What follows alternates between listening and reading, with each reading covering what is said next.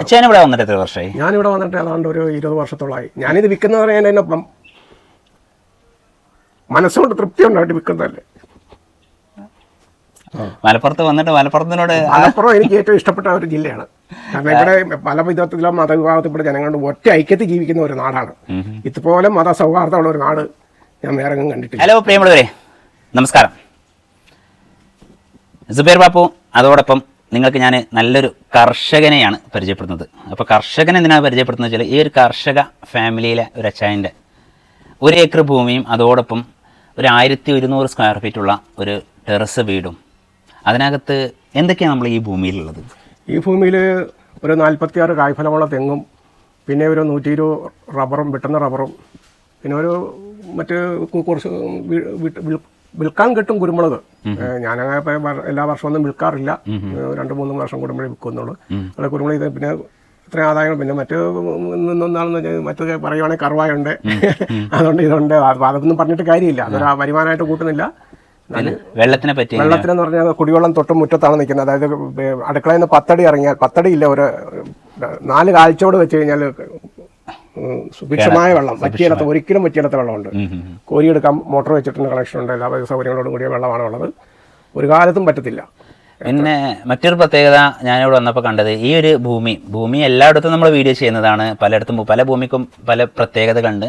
എന്നാൽ ഈ ഭൂമിയുടെ ഒരു പ്രത്യേകത ഞാൻ കണ്ടത്, ഏകദേശം 150 മീറ്റർ റോഡ് ഫ്രണ്ടേജ്, 1 ഏക്കറിൽ 150 മീറ്റർ റോഡ് ഫ്രണ്ടേജ് എന്ന് പറയുമ്പോൾ ഇതിൻ്റെ main road, tarring road main ഭാഗം, പിന്നെ ഏകദേശം ഒരു 70-80 മീറ്ററോളം ഒരു ഭാഗം പഞ്ചായത്ത് റോഡ്, പിന്നെ വേറെ റോഡ് അല്ലേ, അങ്ങനെ ചുറ്റുഭാഗം 3 ഭാഗം റോഡുള്ള ഒരു സ്ഥലമാണ്.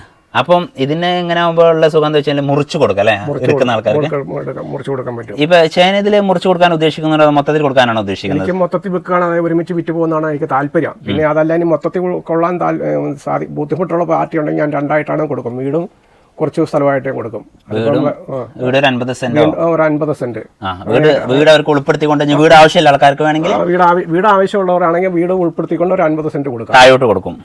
അതിന്റെ അതായത് പുറകോട്ട് നല്ല ആദായമുള്ള തെങ്ങാണ് നിൽക്കുന്നത്. ഒരു 10-26 തെങ്ങ് വരും. അതെയോ? വീടിന്റെ പരിസരത്ത് തന്നെ വീടും ഒരു 26 തെങ്ങ് ഉൾപ്പെടുന്ന നല്ല ആദായമുള്ള സ്ഥലം. പിന്നെ ആ വീട് ഉൾപ്പെടുത്തി എടുക്കുകയാണെന്നുണ്ടെങ്കിൽ മറ്റു വേണമെങ്കിൽ ചെറിയ കോഴിഷെട്ടോ കാര്യങ്ങളൊക്കെ വേണമെങ്കിൽ ചെയ്യാം. അതല്ല ഇനി മറ്റെന്തെങ്കിലും ബിസിനസ് നിങ്ങൾക്ക് ചെയ്യണമെന്നുണ്ടെങ്കിൽ അങ്ങനെയും ചെയ്യാൻ പറ്റും അല്ലേ? അങ്ങനെയൊക്കെ ചെയ്യാൻ പറ്റുന്ന സ്ഥലമാണ്. അപ്പോൾ അങ്ങനെ ആകുമ്പോൾ ഈ മൊത്തത്തിൽ നമ്മൾ ഇത് മൊത്തത്തിൽ കൊടുക്കാൻ തന്നെ നിങ്ങൾ എത്രയാണ് ഞാൻ ഉദ്ദേശിക്കുന്നത്? 1.35 ഒരു സെന്റിന്. ഒരു ഏക്കറിയും ഈ വീടും മൊത്തത്തിൽ കൊടുക്കുകയാണെങ്കിൽ, ഇനിയിപ്പോൾ 50 സെന്റും ഈ ഒരു വീടും കൊടുക്കുകയാണെങ്കിലോ?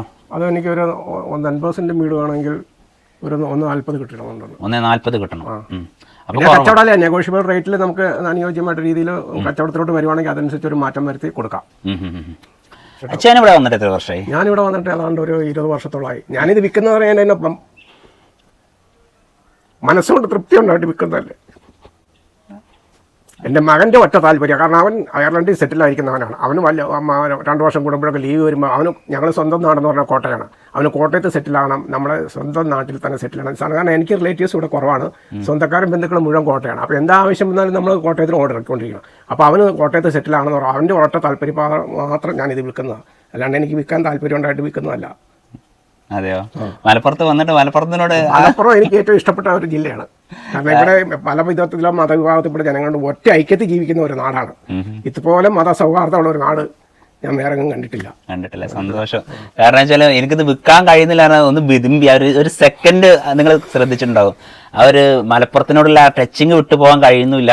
എന്നാൽ മക്കൾ പറയുന്നത് കേൾക്കാതിരിക്കാനും കഴിയുന്നില്ല അല്ലേ? ഇങ്ങനെ നമ്മൾ വാർത്തയ്ക്ക് ആയിക്കൊണ്ടിരിക്കുകയാണ്. അപ്പൊ നമ്മൾ വാർത്തയ്ക്ക് അവരിപ്പം എൻ്റെ 2 മക്കളുള്ള 2 പേരും വിദേശത്താണ്, ഒരാൾ കാനഡയിലും ഒരാൾ അയർലൻഡിലും.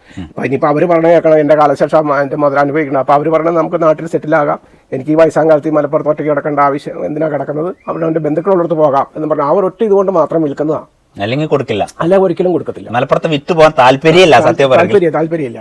മലപ്പുറത്ത് വരുന്ന ഓരോരുത്തരുടെയും വാക്കാണ് മക്കളേത്. കാരണം മലപ്പുറത്ത് നമ്മൾ മറ്റുള്ള ജില്ലക്കാർ എന്ത് പറഞ്ഞാലും മലപ്പുറത്ത് വന്ന ഒരാൾക്കാർ മലപ്പുറത്ത് കുറ്റം പറയില്ല അല്ലേ? ഒരിക്കലും പറയേണ്ട ആവശ്യമില്ല, അതിനുള്ള അവസരം സാഹചര്യങ്ങളൊന്നും ഇല്ല. ഇത്ര മലപ്പുറം ഉയരാണെന്ന് പറയുന്നത് എല്ലാവരും അങ്ങനെ തന്നെ. വന്ന ആൾക്കാരെ പിന്നെ ഇവിടെ സെറ്റിൽഡ് ആവുന്ന ഒരു സ്വഭാവമാണ് നമ്മൾ കണ്ടുകൊണ്ടിരിക്കുന്നത്. ഇപ്പൊ അദ്ദേഹം കണ്ടില്ല, നിങ്ങൾ ഒരു നിമിഷം ആ ഒരു കണ്ണിന്ന് ഒന്ന് വിതുമ്പിപ്പോയി. ഞാൻ തന്നെ അത്ഭുതപ്പെട്ടു ആ ഒരു മലപ്പുറത്തിനുള്ള ടച്ചിങ്. എന്തായാലും മലപ്പുറത്തിനോട് ഒരു വെറുത്തിട്ട് പോവല്ല.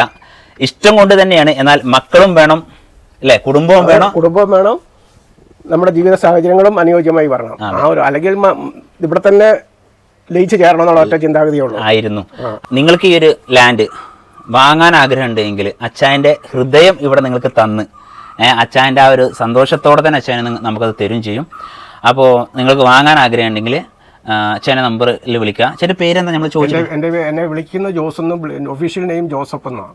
അപ്പോൾ ജോസഫ് അച്ഛൻ്റെ നമ്പർ ജസ്റ്റ് ഒന്ന് പറഞ്ഞു നിങ്ങൾ. എൻ്റെ ഫോൺ നമ്പർ 8547202548.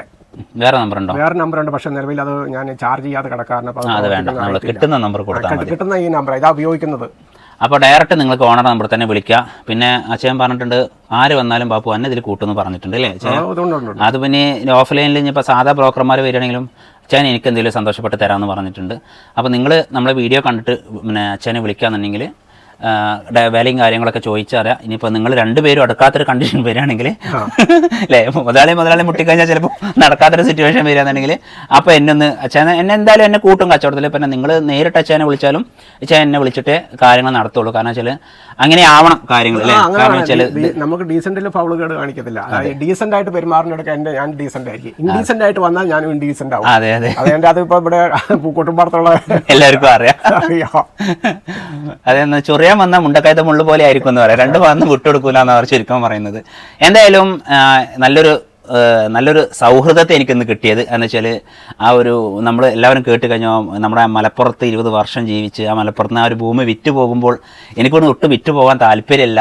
കാരണം വെച്ചാൽ എൻ്റെ മക്കൾക്ക് വേണ്ടി, മക്കള് അയർലാൻഡിൽ അല്ലേ, മോൻ അയർലാൻഡിലും അപ്പോൾ മോള് കാനഡയിലാണ്. അപ്പോൾ മക്കൾക്ക് വേണ്ടിയിട്ട് കോട്ടയത്തേക്ക് നീങ്ങുകയാണ്. കോട്ടയത്തുള്ള എൻ്റെ ചങ്കുകളെ നിങ്ങൾ ശ്രദ്ധിക്കുക. നമ്മുടെ അച്ഛൻ്റെ ഈ 1 ഏക്കർ ഭൂമി മലപ്പുറം ജില്ലയിലെ നമ്മുടെ അമരമ്പലം പഞ്ചായത്തിലെ പൂക്കോടുമടം ടൗണിൽ നിന്ന് 2 കിലോമീറ്റർ ദൂരപരിധിക്കുള്ള ഈ 1 ഏക്കർ ഭൂമി കോട്ടയം ജില്ലയിൽ അച്ഛൻ ഇഷ്ടപ്പെടുന്ന ഒരു ഏരിയ ആണെന്നുണ്ടെങ്കിൽ, കോട്ടയം ജില്ല എന്ന് പറഞ്ഞാൽ എവിടെയും പറ്റത്തില്ല. അപ്പോൾ അച്ഛൻ ഇഷ്ടപ്പെടുന്ന ഏരിയ എന്നുണ്ടെങ്കിൽ മാറാൻ തയ്യാറാണ്. അപ്പോൾ അതും കൂടി നിങ്ങൾക്കൊരു അവസരമാണ്. കാരണം വെച്ചാൽ അവിടുത്തെ ആൾക്കാർ അച്ഛനെ പോലെ ഒരിക്കലും ഇനി മലപ്പുറം വിട്ട് പോകുന്നില്ല എന്ന് ചിന്തിച്ച് നിൽക്കുന്ന ആൾക്കാരും ഉണ്ടാവുമല്ലോ, രണ്ടും ഉണ്ടാവുമല്ലോ.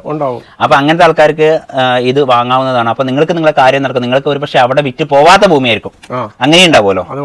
അപ്പോൾ നിങ്ങൾക്ക് ഒരു പക്ഷേ അവിടെ വിറ്റ് പോവാത്ത ഭൂമികൾ ഉണ്ടാവും. അപ്പോൾ അച്ഛനാണ് ഇവിടുന്ന് ഇത് വിറ്റ് പോകണം. അപ്പോൾ നിങ്ങൾക്ക് രണ്ടുപേർക്കും ഒരു എക്സ്ചേഞ്ച്, ഒരു മാറ്റക്കച്ചവടത്തിനാണെങ്കിൽ രണ്ടു കൂട്ടർക്കും നഷ്ടമില്ലാത്ത രീതിയിൽ, ഇലക്കും മുള്ളിനും കേടുവരാത്ത രീതിയിൽ അച്ഛൻ്റെ ഭൂമി വെറുതെ കിട്ടണമെന്ന് നിങ്ങളും ആഗ്രഹിക്കാൻ പാടില്ല, നിങ്ങളുടെ ഭൂമി വെറുതെ കിട്ടണമെന്ന് അച്ഛനും ആഗ്രഹിക്കാൻ പാടില്ല. ആ രീതിയിലൊരു കച്ചവടമാണെങ്കിൽ നമ്മൾ തയ്യാറാണ് അല്ലേ? അപ്പോൾ ഓക്കെ മക്കളെ, എന്നാൽ ശരി, ഒരു ഹായ് കൊടുത്തേച്ച് ഞങ്ങൾ എല്ലാവർക്കും. ഓക്കെ.